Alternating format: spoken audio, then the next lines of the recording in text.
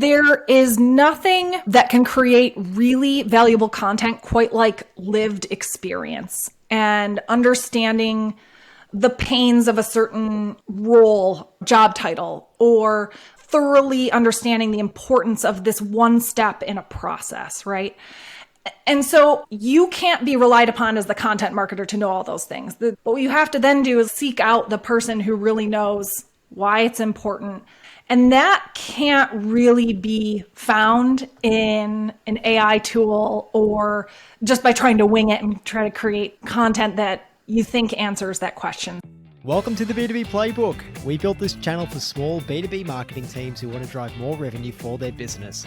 Every week, we're showing you how to create more demand for your brand step by step using our 5Bs framework. So if you're time poor, resource strapped, but you still want to make a big impact on your business, make sure you hit that like and subscribe button down below so you don't miss an episode.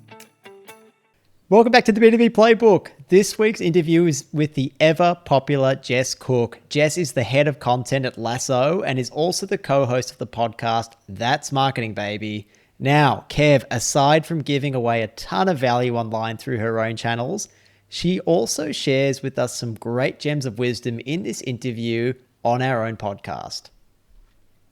Yeah, George, great job getting her on. And I feel like we're starting to get famous with all these very famous people coming on the podcast.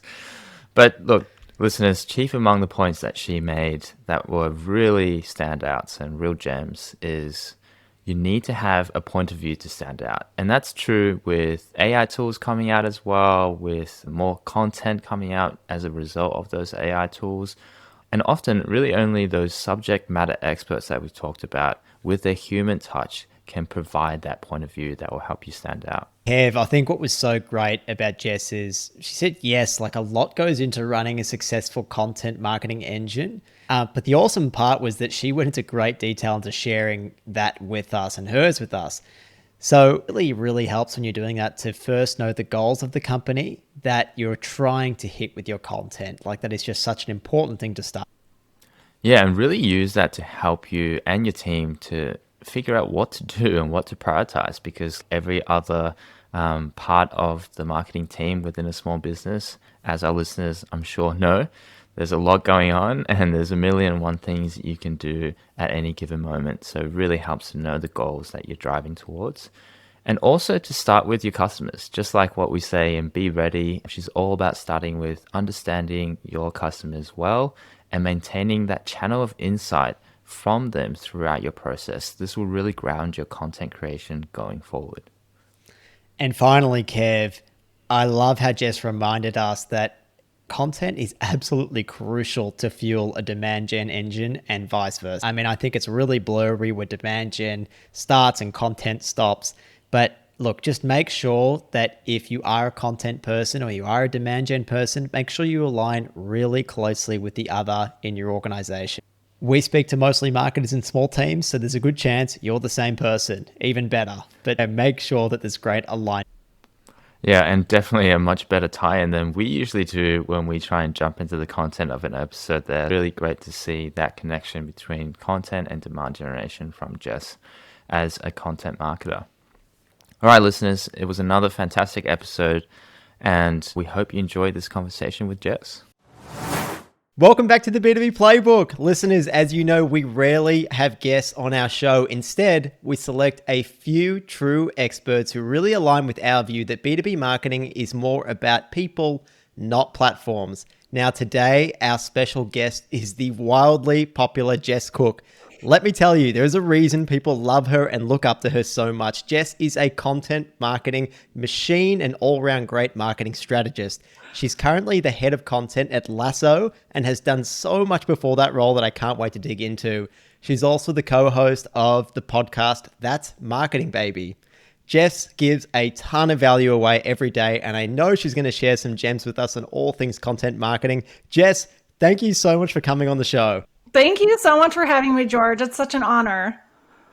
Oh, I'm so excited to have you here. As I said, we were just saying, it's funny you see these people around, you've been following each other. I've looked up to your content for so long. I've learned so much from it. I've had you earmarked as someone who I wanted to have on the show, and it's just so great that we could make it work. Oh, and likewise, I've listened to the podcast for a long time. And so it's very exciting and like a big moment for me to be here. Oh, that's so awesome to hear. Thank you so much. All right, Jess, I want to kick off with talking about that moment that you fell in love with content marketing. Can you pinpoint a time that you got that feeling of, holy crap, this stuff is really exciting and it matters a lot? Yes. So I kind of accidentally fell in love with content marketing because my background is really in B2C copywriting and creative direction. And so I made a total pivot and came into SaaS marketing, thinking it was more like what I had already been doing, to be totally honest, and realizing that it was completely different. And so I think that first year of my SaaS marketing career was just like trying to learn as quickly as possible, like figuring everything out. How do I build a business case? Like, how do I take this white paper and turn it into a blog post? They can't be the same thing. Okay. All right. I got to figure out what that means. Like SEO. Okay. All of those things. And I was at a company called Fastly. That was first job in SaaS marketing. And I started there in September of 2019. Just a few months in, COVID hit. And Fastly is a huge part of the internet infrastructure. If you look them up, I don't know, 10% of the internet runs through them, or did at the time that I was there. And so they have a lot of insight into how the internet was performing when everyone was at home and everyone was online every minute of the day trying to figure things out, like what's happening. And so I ended up writing this blog post about, is the internet going to be okay, basically, with everyone at home? Or is the internet going to be able to withstand all of this? It was a huge piece. We looked at data all over the world because we had it in our system. And we were talking about in Italy when COVID was getting so bad and everyone was at home, and we were plotting COVID spikes against internet usage on these crazy graphs. And we did this whole huge blog post of this global view of, is the internet going to continue to work? And that piece performed so well because, again, people were just voraciously looking up information about what's going to happen to the world. And I think it was that moment about 6 months into my time there where it was like, whoa, this really works and it really matters. And people are looking for this information. And that was really exciting to have helped author that piece. And that, I think, was what really helped. That was like the bug bite for me, where it was like, I got to have more of this. This is really fun.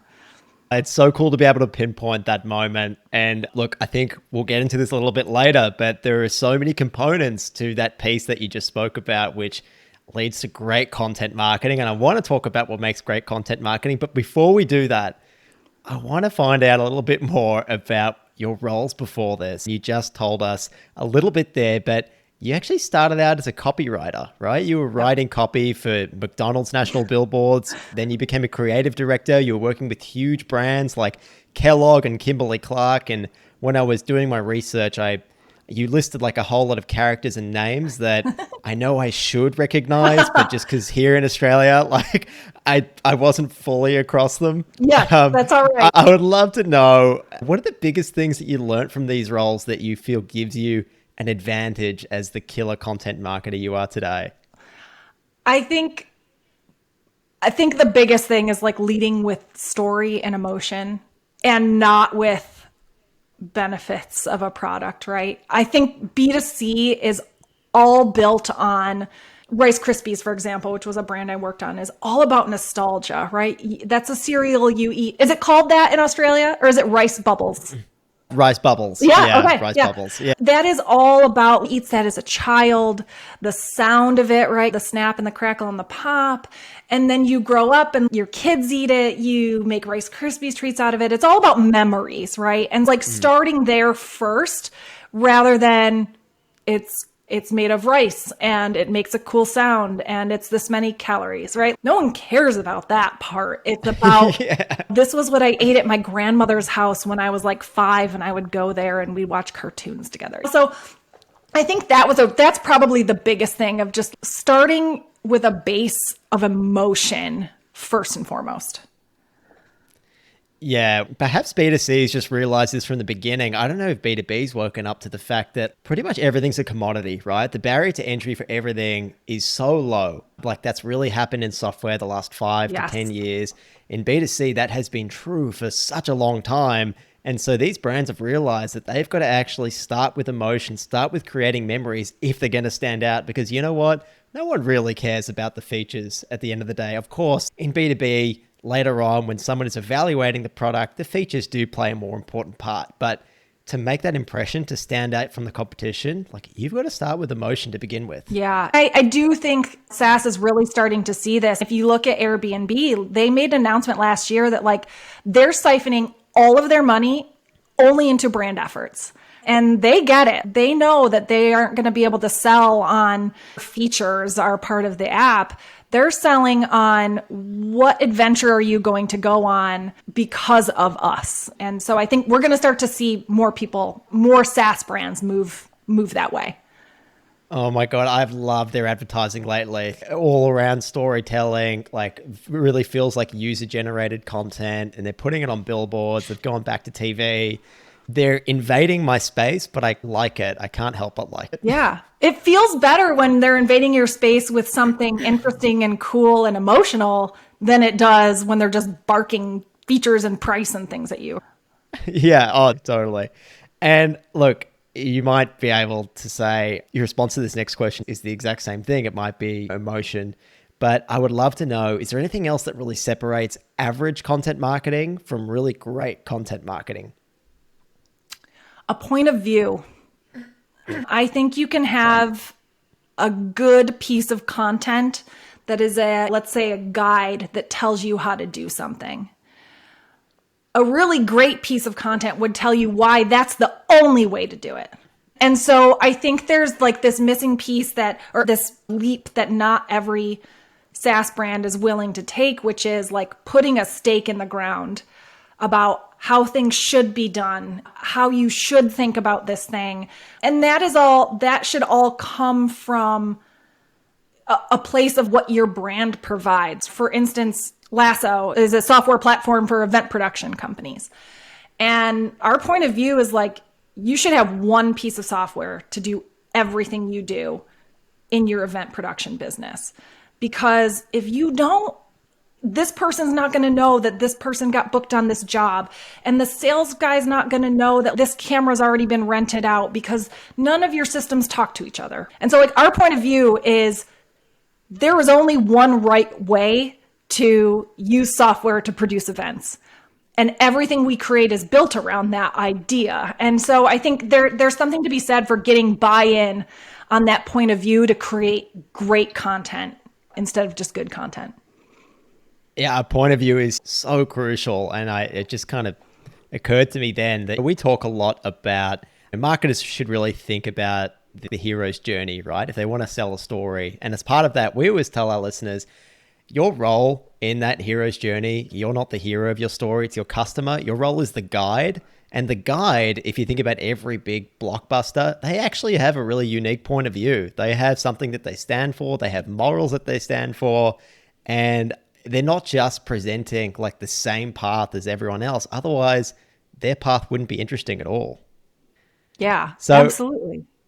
So Jess, I've also seen you say that when trying to get your content to have that cut through, you really want that content to be created by subject matter experts. Why is it so important to become friends with your subject matter experts in your organization as a content marketer? It's really important. It's becoming more important with this advent of AI tools. And I think it's important because there is nothing that can create really valuable content quite like lived experience and understanding the pains of a certain role, job title, or thoroughly understanding the importance of this one step in a process, right? And so I think you can't be relied upon as the content marketer to know all those things. There's just no way. You can know, the tip of the iceberg about, here's the angle I want to get at. I think this feels important. But what you have to then do is seek out the person who really knows why it's important, the little nuances around its importance, the mistakes that you can frequently make when you're trying to solve this problem, right? And that can't really be found in an AI tool or just by trying to wing it and try to create content that you think answers that question. That is one of my things, go on a friend making tour, like figure out who your experts are internally, just talk with them, have coffee with them, figure out what they are experts in so that when it comes time to talk about that subject, you know exactly who to go to. They've already opened up to you a little bit. They know who you are, and you can get a lot of really great information and insight out of them. I totally agree that having that information come from subject matter experts is definitely going to set you apart from that commodity content out there that AI is just making it way easier to do. Now with AI, anyone can create the how-to information. Normally those like evergreen pieces of content that you knock out as your content pillars for SEO or whatever it might be, like anyone can spit them out now. But I feel like you're right. You've got to have that subject matter expert at the top of that content creation process. And you can use all the whiz-bang AI tools after that to help you. Yeah. But it's got to start with the expert at the top. Absolutely. Okay, look, you said that you can go on a friend-making tour, but I hear from so many marketers that like they really want to be making content with their subject matter experts, but they just struggle to get their buy-in. Do you have any other tips for our listeners on how to get that buy-in from subject matter experts? It is hard because you're asking them to add another to-do to their already lengthy list and to do it consistently. I'm going to come back in a couple months. I'm probably going to have another idea. Or, hey, you'd be great on the podcast to talk about this thing we just did a blog post that you helped author about. And so you're adding more to their plate. I think what's helpful for them to see is the impact that it makes. Something I really like to do is if you have a pretty strong pool of SMEs is to create a Slack channel with all of them in it and all of marketing. And every time something brings in a new qualified lead or jumps into that top 5 blog posts or hits a threshold of podcast downloads, like make sure that's known to the people who are contributing. Show them like the difference they're making, that, hey, you're helping us bring in pipeline. You're helping us grow the company. Like we're not just doing this to create content for content's sake. It's working. And that usually gets people fired up and really excited. And usually what that will do is it will get others who maybe were a little bit reticent to start or hesitant to help you be like, okay, all right, yeah, hey, I have an idea too. And so they're much more likely to jump in. And so I think just showing them the impact that they could possibly make is really powerful. That's great advice. Marketers, stop keeping everything you do in a silo. Please take the time and the effort to feed that back. Something that I like to recommend to our marketers is so many of them send out like a weekly or a monthly update. Sometimes it's company-wide. Sometimes it's like to the executives, and very few people actually get to do that. But for some reason, the marketer gets to do that. Use that as an opportunity to pump up that expert's tires. Give him a shout out. Yes, 100%. Shine a spotlight on those people. Yeah, company-wide if you can. That recognition really goes a long way. Awesome. I love that. Look, I know you've been going around and making friends at Lasso, but you were also awarded the Golden Horseshoe, and I'm sure that's not what it was just for. Your colleague, Drew Brucker, he listed an enormous list of things that you accomplished in your first 90 days there. That included in-depth voice of the customer research, podcast hosting, video production, new product messaging, product announcements, product launch, brand styling. I don't know if I think we mentioned video production, but I saw that you just launched like another ad for Lasso. First of all, how the hell are you getting all of this done? That was a really good question. Okay, first of all, I think experience helps. Experience absolutely helps. So that video that you're referencing, I had the idea for that, booked the shoot, shot it, and had it live. Okay, I'll say the live part happened a couple weeks later, but had the idea, pitched the idea, booked the shoot, had the shoot, and that all happened in a week. But that couldn't have happened if I didn't have my background of that was what I used to do, was like I would come up with an idea for a commercial and we would go shoot it, right? And so I just knew what had to happen, knew what was absolutely necessary to have in that video and what we could forego and have it still do the thing we need it to do. So I think that definitely helps. My team is incredible. Team structure wise, we have Drew, who you mentioned, who's my boss. He's VP of growth, myself. And then we have Kristen Trainer, who is Rev Ops genius, who builds all of our dashboards, does everything for us in HubSpot.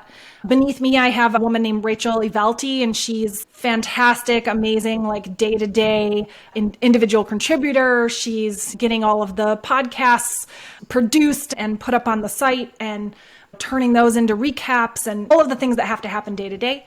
And then we actually just hired a customer marketing manager, Mindy Hansel, who is going to take on some of the customer side of the house because we do a ton of upsell and kind of expansion type marketing, and we really needed someone to head that up. So having a team is very helpful. I don't think I could have done all of that and kept everything else going at my previous role where I was the only person. I think that's helpful. And then I would say ruthless prioritization is really important. So there are things that people are going to come to you with that don't ladder up to company goals, and you're going to have to say no. And maybe someday they will ladder up to a company goal or a personal goal, or you'll have time to actually fit it in. But right now, this is the goal and this is the thing we're focused on.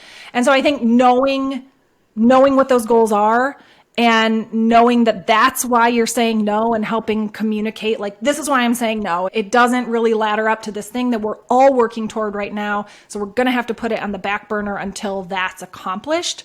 Learning how to say that it is a tough lesson, but it's a learned skill and something I used to have a really hard time with and have gotten much better as I've gotten more experience and frankly, just gotten more on my plate, right? There's a point where you can't do everything and you have to say no. And so figure out very quickly how to do that strategically. Well, you've done an unreal job. Sounds like it was really three key things. It was prioritization, the team, and experience. And I want to go a bit more into that experience side. I suppose with that experience, either consciously or subconsciously, you've probably built like processes and frameworks.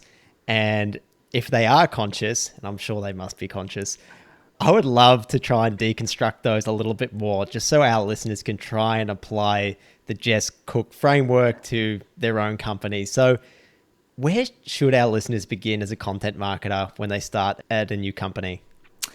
Start with your customers. I think that is the most important place to start, and anything else will lead you astray. So start there. And it doesn't have to be, you don't have to get on a call with a customer day one. I'm sure there are with Gong and all of the kind of tools like Gong, there should be some sort of recordings or interviews, things that you can dig up and take a look at and just hear how your customers talk, hear what their challenges are, understand the pain points or the things that they really love about their job, things that they want to know more about, that they'd love to up-level their skills in. And those are the things that you can start to kind of form some pillars around or some content themes, some thought leadership. Hey, then you're going back to your SMEs, right? Do we have an expert in this area that we could talk to? Because I just listened to 3 calls and I heard 2 people talk about X. So let's dig into that a little bit. Who do we have internally that we can talk to about that? So I think it's definitely starting with customers and starting to pick up on things you hear multiple people say in so many ways. They might not say it all the exact same, but you can start to pick up on themes of, this is a recurring pain point that I hear a lot about. Let's double click on that a bit with some content.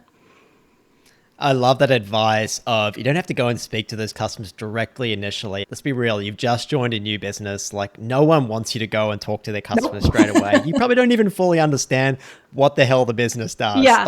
So, you don't even know what to ask. Yeah. You don't even know what to ask. Like a good friend of mine, he describes everyone who works in the city as people just walking around in suits trying to explain to each other what their jobs are and justify what they are.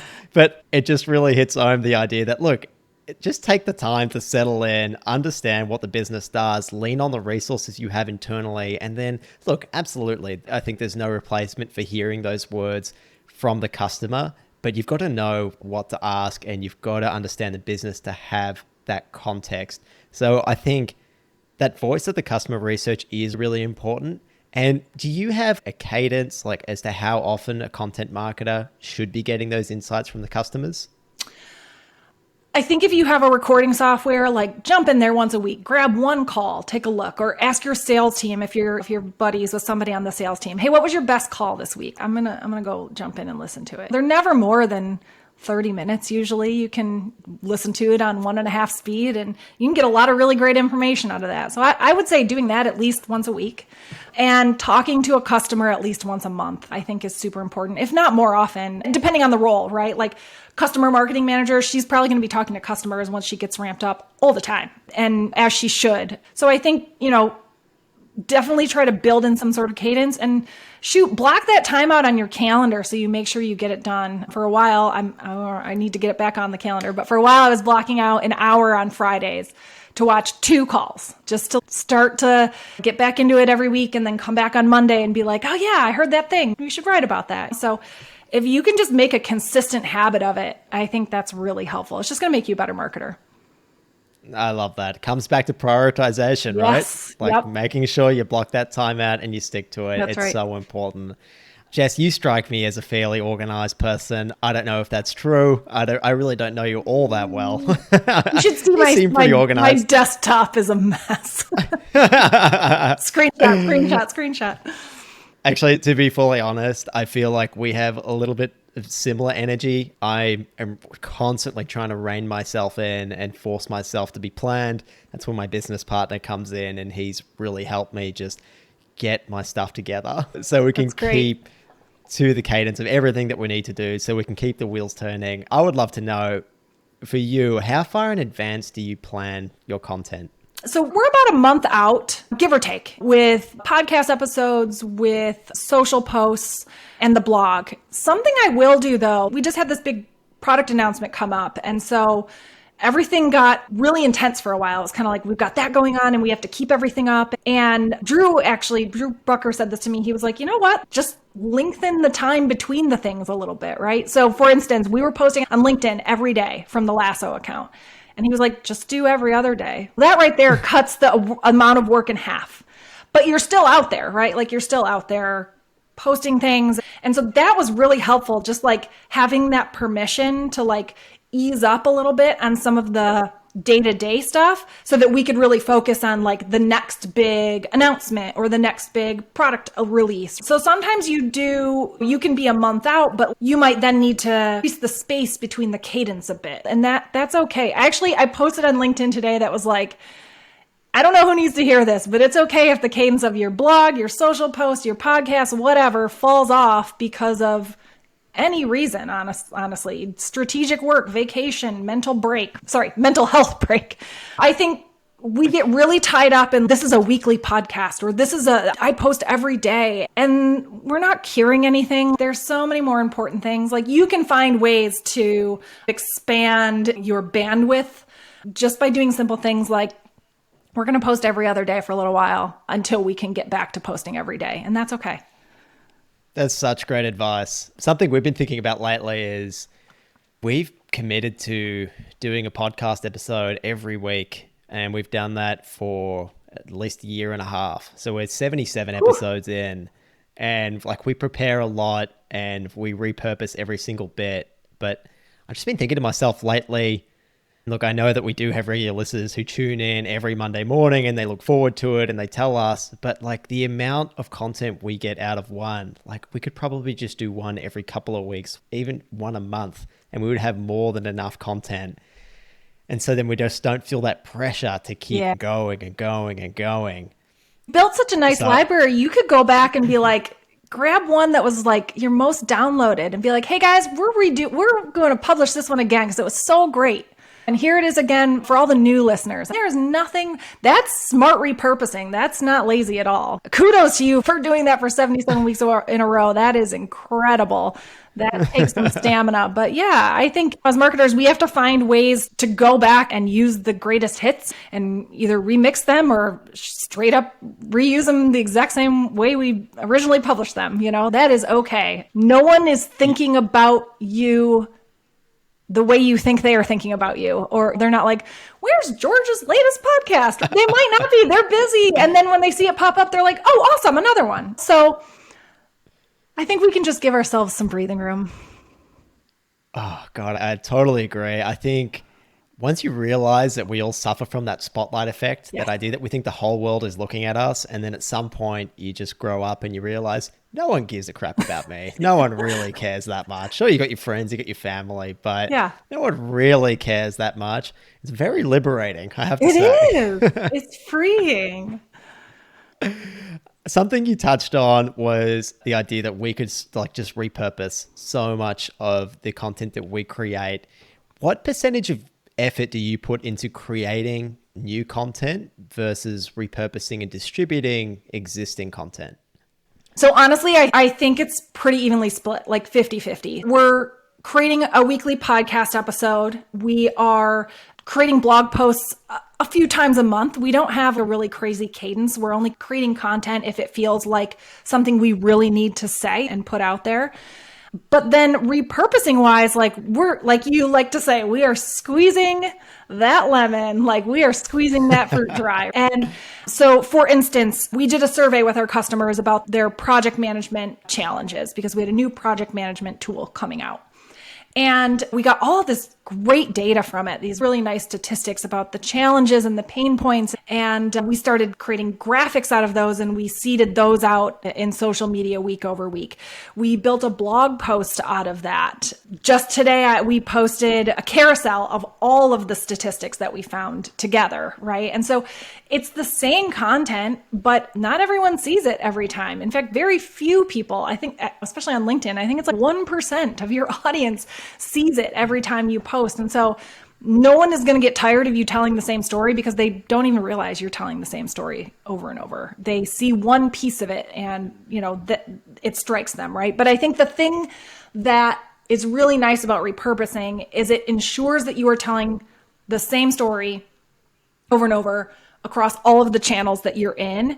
And that's how you become known for something. We get really sick of hearing ourselves talking about the same things over and over way faster than our audience even catches on to what we are trying to stand for. I think repurposing, one, gives us a bit of relief. Like we don't have to always be creating all the time. We're a relatively small team, so it helps us feel like we're bigger than we are because we're still pushing things out all the time, even though it's built from the same information or same piece of content. And two, it keeps that story really consistent. And I think that's important for building a brand.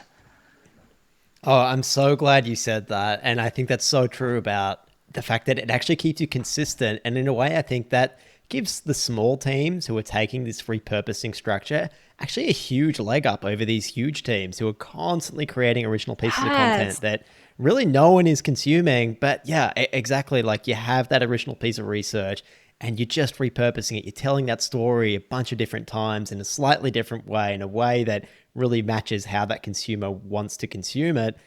And I think that's a huge advantage, that it just matches that point of view that you want to get across to the world. Absolutely. Yeah, so powerful. All right, let's get on to, we've put that content out, we've repurposed it. How are we judging the success of our content marketing? I think that's something that like a lot of marketers really struggle with. Are there leading indicators? Are there lagging indicators of success that people need to look for to see if they're on the right path? Yeah. So we're in a world now where we just have so much data. We can look at a million different data points and 3 of them will tell us we're doing great and 2 of them will tell us we're failing. And it really goes back to what is the business trying to accomplish? And so something I'm really thankful for at Lasso is that we have very clear revenue goals, demos booked goals, and then we each set individual goals for each quarter. And those individual goals ladder back to the demos booked goals, and the demos booked goals ladder back to the company revenue. And so it's very motivating to know that like the things I'm focused on each quarter are going to help drive the business. And so we're really focused on the metrics that ladder back to those goals. We're always looking at who is booking demos, and we have a very specific target audience that we are crafting content for. So what I would expect to see is that number of that job title booking demos to just continuously go up as we create content, repurpose content for that title. I am very carefully looking at branded search and branded search clicks, or organic branded search and branded search clicks. Is the number of people going up over time that are searching for Lasso, meaning I'm doing my job in getting more people to hear about Lasso month over month or quarter over quarter? Are the search results that they're seeing from those branded searches giving them what they're hoping for, meaning they're then clicking on them and coming to the site? And is that growing over time? So those are a couple really big ones that I like to look at. Repurposing multiplier, which is something a name I made up of a stat that I once saw someone present at a conference, which is really like how many more people are getting their eyes on your content through your repurposing efforts. So for instance, with the Lasso podcast, we're able to clip that up, put it out on different social media platforms, put it in our newsletter, and we're getting like a 16x multiplier on the number of people who are actually like downloading the podcast versus people who are just seeing content from it because we repurposed it. So can we up that in any way? Can we find some of the best pieces that performed really well that repurposed and go back and use those again? So those are the things that I consider success. They don't always ladder back directly or quickly to revenue, but they will, right? They're longer term. And I think that is just a key aspect of content is it's a longer term play. It's a trust building exercise. And luckily I'm in an organization that understands that and values that. And that's not true everywhere. That's a difficult thing to sell in. I'm going to write a blog post and hopefully in 6 months, we'll get some people to sign up. Not everyone is very excited by that. So yeah, I'm thankful that I'm somewhere that gets that and values it. There's a few things there. First of all, the repurposing multiplier. I love that. I think I'm going to borrow it if you don't Go for mind. it. Do it. I'm pitching a potential collaboration to a brand, and I think I'm going to use repurposing multiplier in my pitch. That's a killer. I love that because you're right. Like you can just 15, 20x the number of eyeballs, the more you repurpose compared to that original piece of content, and especially like a podcast, right? It's notoriously difficult, especially with a niche topic, to get those listeners growing and have huge numbers that are going to impress people.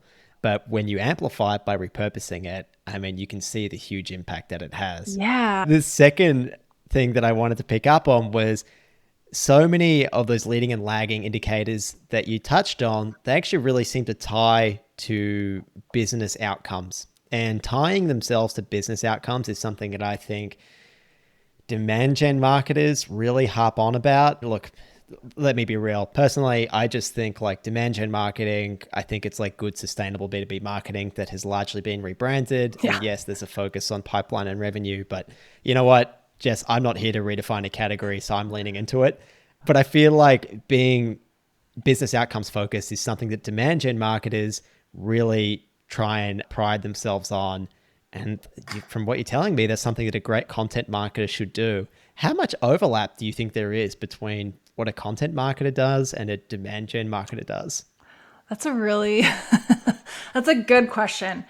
I think there is an amount of overlap in that demand gen marketers are always in search of what is the thing that I'm going to put out there that's going to generate the demand. Like they need the content. There is no demand gen without some piece of content, right? And so the overlap, I think, is in like the thing content provides is the thing demand gen needs.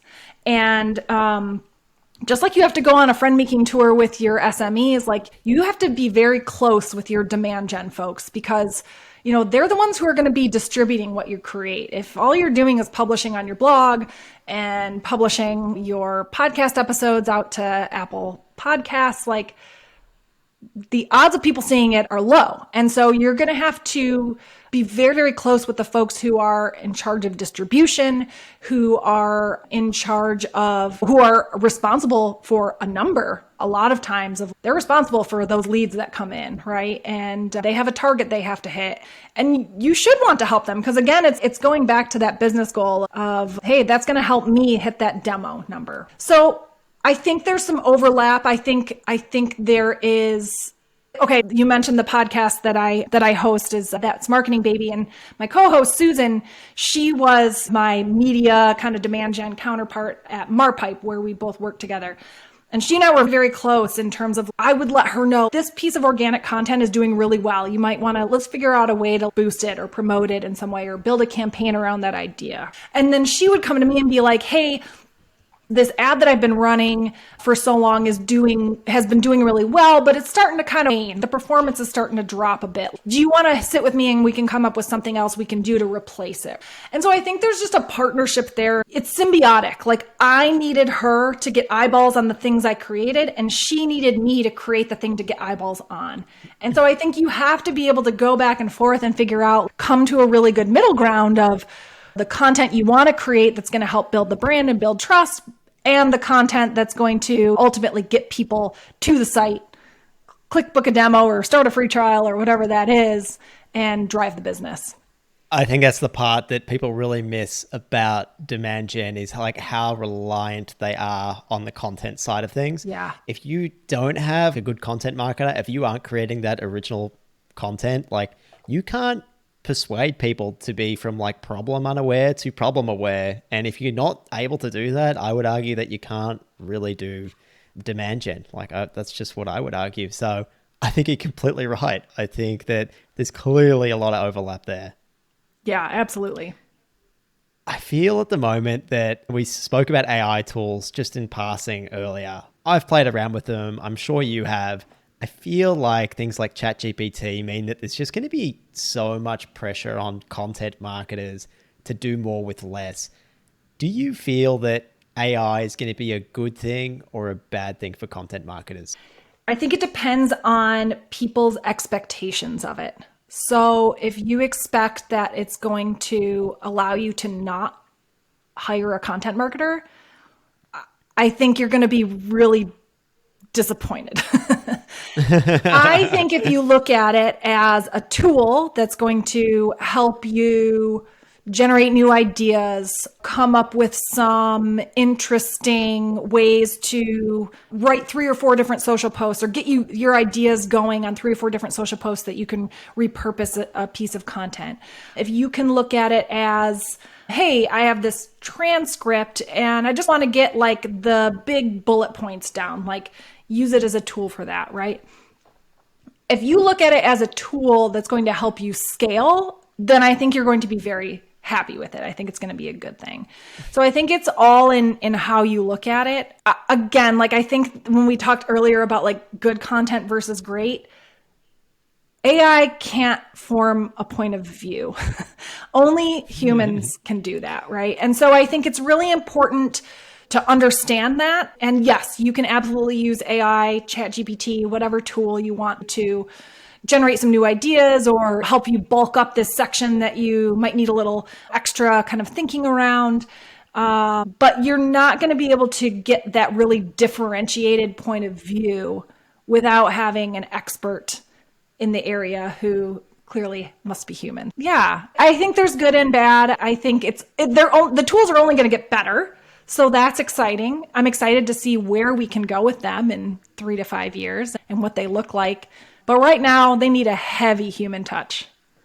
I think you answered my next question there as well, Jess, which was everyone has access to the same AI tools. Like, how can you get your content to stand out from the competition? Yeah. From what I'm hearing you say, you've got to have that subject matter expert. You've got to have that human touch at the beginning of that content creation process. Yeah, absolutely. I think we're going to see just a ton of content get produced because it can be so quickly now. And I think it's going to be really good for the brands who put a lot of thought and value the credibility that their internal experts can bring to their content, because it's really going to start to stand out that oh, this piece of content really, there is some thought put into this. This is not AI generated. It's very clear, right? And that's going to start to stand out more. And so I think the brands that are going to get rewarded are the brands who use AI tools strategically to scale, but still rely on their experts to build credibility and trust.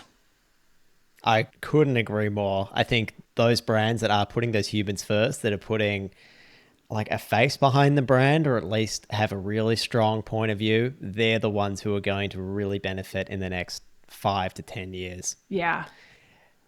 Jess, I want to now get into this amazing personal brand. I don't know if you like calling it a personal brand. I'm going to call it a personal brand that you're building in other platforms. I guess I just want to start by asking, have you applied your own content strategy to your personal brand? Yes, I do a lot of repurposing. I do a lot of looking at what's performing well to know what to write, continue to write about, or what other people want to hear about. I'll reuse my best performing posts. I'll go right back and grab them from 3 months ago and repost them again because, hey, there's a couple thousand people now that didn't see it the first time around that might see it now. And I think just the whole idea of human content feels really important to me on LinkedIn. So I do share a lot of stuff in the realm of, hey, this was a struggle for me, or I always had a hard time with this, or this is the way I used to do something, and now that I know better, here's the way I do it. And so I think people gravitate to that because we all make similar mistakes in our learning to become a better marketer. And so it's really, I think, helpful and refreshing to see people talk about their kind of failures or their misses as much as they do their wins. And so I think those are things that I have gleaned from content marketing strategy and applying it to what I post on LinkedIn. I find it like incredibly insightful. I find it very human, what you post, which I think really cuts through the noise and just leaves me, every time I read it, I don't know, I just feel a little bit happy, a little bit warm and fuzzy inside. And that's a real skill. Oh, that's so nice of you to say. Awesome stuff on that. Thank you. I'd love to ask about That's Marketing Baby. Tell us a little bit more about That's Marketing Baby. Great title for a podcast, by the way. I really love it. Yeah. What led you to start it? So Susan's my co-host. She and I worked together at Marpipe, like I'd mentioned, and we hosted the podcast, the Marpipe podcast together. And we had so much fun doing that. And actually the reason that podcast started, the Marpipe podcast started, was because she and I would just hop on the phone and talk about stuff. And every time we'd get done, we'd be like, we should have recorded that. That was really good. And so we were like, let's just start doing it and see how it works. So we did the podcast there. And then when we both left, we were texting each other and we were like, man, that was fun. We need to do that again. Let's just try it out and see if we can fit that into our lives. We're both moms. We both work full time. And it was kind of like, let's just see. Can we do weekly? Let's try it. And so, yeah, so we just started it out and we were like, she has a huge following on Twitter. I have a good one on LinkedIn. And so we use those channels to promote it. And we have a lot of fun. Like, she and I are just friends. We love talking about this stuff, which I think comes through in the podcast itself, that we just have a lot of fun talking about it. And it does, what I liked about it is there are a lot of podcasts out there like B2B marketing that feel like B2B marketing. They feel a little stuffy. And I didn't want it to feel like that. I almost wanted it to feel like, to be honest, my favorite true crime podcast, which is called My Favorite Murder. But they are just two friends talking, and you laugh, as much as you can in a podcast about murder. And I was like, I want it to feel like that. I want it to feel like you're just listening to two friends who you could jump into the conversation at any moment. And I feel like we've done that. It's been really fun, and we're going to keep it going. We've had a great reception so far, and we love doing it. So we're going to keep doing it. Awesome. Look, that's exactly what it feels like to me. It's like you've walked in on two friends who are experts, really chatting about what's on their mind when it comes to marketing. It's really high energy. I encourage all of our listeners to go and check it out. That's Marketing Baby. Jess, you've been so generous with your time. Thank you so much for letting us into your brain and for sharing so much of your practical advice and experience with us. Before we round out the conversation, is there anything that you'd like to add or direct our audience's attention to? I love hearing from folks on LinkedIn. If you're listening to this, please connect with me, reach out to me. I love meeting new folks there and learning about what you're doing in your marketing role. So yeah, come find me. Awesome. It's just Jess Cook, guys. Pretty much spelt exactly how it sounds. We'll put it in the show notes. It's not the same nightmare that I go through when I have to say George Koudounaris. Nice yeah, and a easy. little simpler. Jess, thank you so much for your time. Thank you so much for having me. This was a blast. Listeners, I hope you enjoyed that conversation, not just for the energy that Jess had, which both George and I really enjoyed, me listening back and editing, but also the real gems of content marketing wisdom that she dropped in that conversation with George.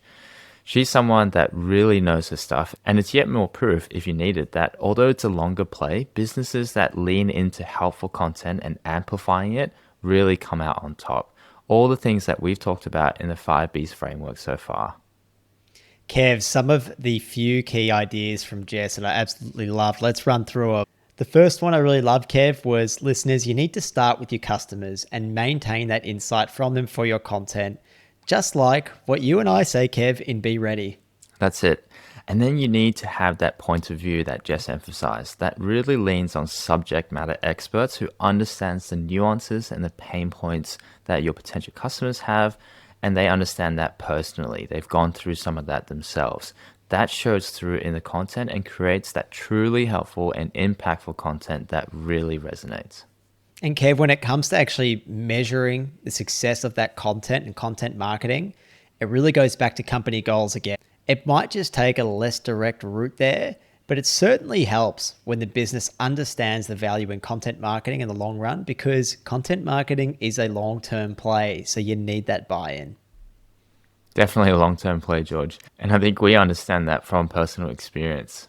Listeners, Jess also mentioned that AI tools should be seen as a scaling tool for your content strategy, but to still ensure that your content is led with your subject matter experts' human touch. And also make sure that, again, your content and your demand generation functions are working together as a team, whether that's separate people or the same person in different functions for a business, because that's exactly what they are. They are different functions within the same team, within the same process. All right, listeners, go and connect with Jess on LinkedIn so you can see her daily dose of gold, and make sure you check out her podcast, That's Marketing Baby. It's really great. I listen to it. As always, Kev and I are so stoked that more and more are joining us every Monday by listening to the podcast or watching us on YouTube. And if we can ask one thing, it would be to please pass this show on to someone that might enjoy and get value from it. It's a huge help to us. Really, really appreciate it. If you're watching on YouTube, go ahead, give us a like, give us a comment. The algorithm likes that. It feeds my ego. Kev does a little dance every time it happens. So please go ahead and do that. Thank you very much, listeners. Thank you, Kevin. Thank you to Jess. Take care and see you next week. Thank you to Jess. Thank you to you, George, and to our listeners. Take care and see you all next week.